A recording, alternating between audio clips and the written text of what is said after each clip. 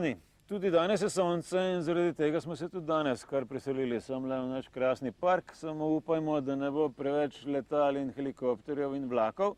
Zadnjič ste že enega slišali, danes boste pa verjetno tudi kakega. Ampak vseeno boste verjetno slišali kako in kaj. Danes gremo za začetek malo pogledati v Srednjo Ameriko. Naš kamerman Brane je rekel, da bi najraje kaj slišal o Gvatemali, pa lahko kaj povemo še o Mehiki, ki je tam zraven. On sam je pa največ križaril po Kostariki. Torej, na to potovanje sem šel s prijateljico že kakšne dobre 3 leta nazaj in štartala sva pravzaprav na Floridi najprej.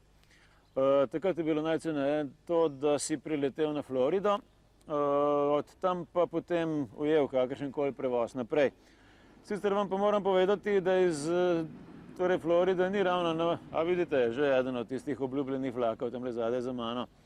Torej, ni kakšnih prav poceni poletov in vse te agencije delujejo na malo drugačen način, kot pa te, ki smo jih mi navajeni.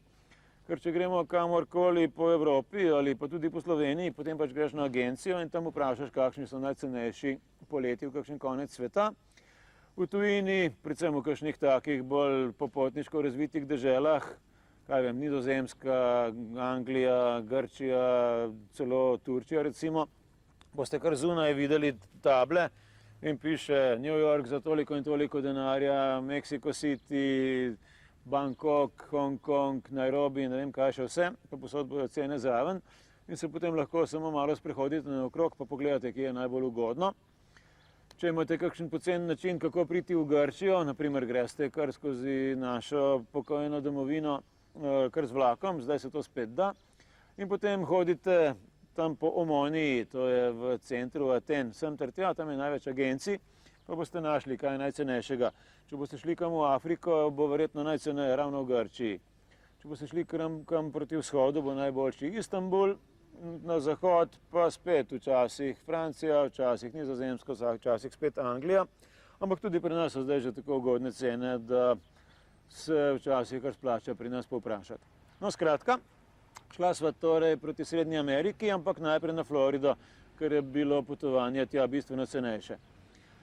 Tam sva si najprej najela avtomobil in s tistim avtomobilom Rent-A-Car sva se najprej nekaj dni priganjala po Floridi sem ter tja. Splača se iti na floridske kije, kar pomeni na floridske otoke. To so tisti otoki jugozahodno od Floride same, popolnoma zadnji je pa Key West. O tistem smo se pa v naši oddaji že kdaj pogovarjali. Lahko greste pa tudi malo na sever, tudi tam imate kaj videti. Najbolj znano je mesto Orlando, ob obali je pa tudi nekaj znamenitih mest, recimo, kaj vem, Fort Lauderdale recimo ali pa kar Miami Beach. Lahko greste tudi proti zahodu, se pravi, že Florida sama je kar svojega denarja vredna. No, v zahodni Floridi boste našli pa ogromna močvirja, ki se imenuje Everglades, in tam boste mogoče si najeli kakšno zračno ladjo, po angleško airboat, in se zapeljali med krokodili, želvami, po močvirjih, malo po travi, malo po vodi. Skratka, kaj takega boste lahko počeli. No, v Miamiju sva potem na vse zadnje kupila karto proti Srednji Ameriki, ki pa niti ni bila tako zelo poceni, kot sem mislil, da bo. Kar tam nekje skoraj $250 je stalo vse skupaj. In zanimivo, da v Ameriki dostikrat kakšne ugodne cene dobiš bolj na letališču, kot pa kje v mestu. V mestu je včasih že kar težko najti kakšno agencijo, pa še tam ponavadi je agencij zelo malo, mogoče 1 ali 2. Tako da je kar malo težko za popotnika dobiti kakšno ne vem kako zelo ugodno oziroma poceni karto.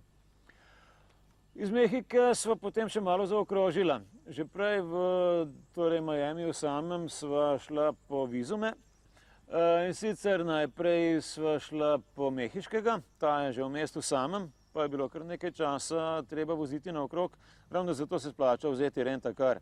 In če imaš Rent-A-Car, potem stane cela ta zadeva tam kakšnih $25 do $30 na dan. Treba pa je imeti kartico, tega nikar ne pozabite, ker če pa nimate kreditne kartice, potem bo pa vsa stvar 2-krat ali pa celo 3-krat dražja.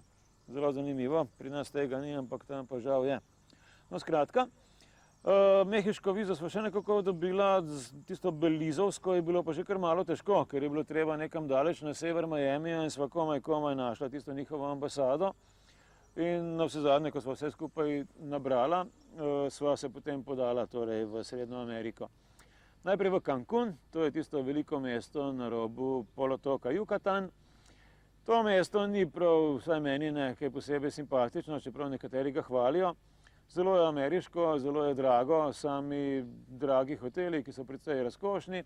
Skratka, meni ni bilo ne vem kako všeč, tudi poceni ni bilo skoraj nič, tako da sva kar hitro potem šla dol proti jugu. Playa del Carmen je bila naslednja postaja, tudi ta je bila precej draga, ker je pač predvsem mišljena za turiste. Se pa dobi tudi kakšno prenočišče, kjer se spi v hamakah oziroma hemokih po angleško. To so seveda viseče mreže. No in tisti so pa jasno potem cenejši.